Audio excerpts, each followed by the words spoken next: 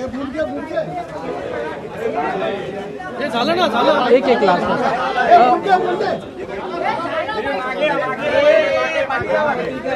Sir, KDMC मध्ये मनसेने पाठिंबा दिला आहे, काय सांगाल त्याच्यावर?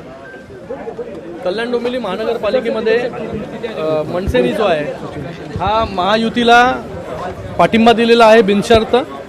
आणि या कल्याण डोंबिवली महानगरपालिकेमध्ये येत्या काही काळामध्ये जो आहे हा महायुतीचाच महापौर त्या ठिकाणी बसणार आहे. शिवसेना असेल, मनसे असेल, भारतीय जनता पार्टी असेल, या सगळ्यांचा मिळून जो आहे हा त्या ठिकाणी महापौर जो आहे तो बसेल. आज आम्ही आमचा गट त्याचबरोबर मनसेचा गट ते जे आहे हे स्थापन करण्यासाठी आलेले आहेत. मला वाटतं भारतीय जनता पार्टी त्यांचा गट जो आहे तो कधी स्थापन करतील, एक दोन दिवसामध्ये मला वाटतं स्थापन करतील ते. तर जेव्हा हा गट सगळ्यांचा स्थापन होऊन जाईल तेव्हा या कल्याण डोंबिवली महानगरपालिकेवरती जो आहे तो महायुतीचा जो आहे हा महापौर बसेल.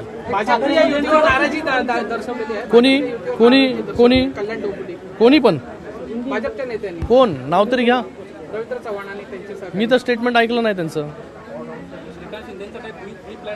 नाही, कुठलाच बी प्लॅन तयार नाही आहे. इथे जे आहे हे जर मनसे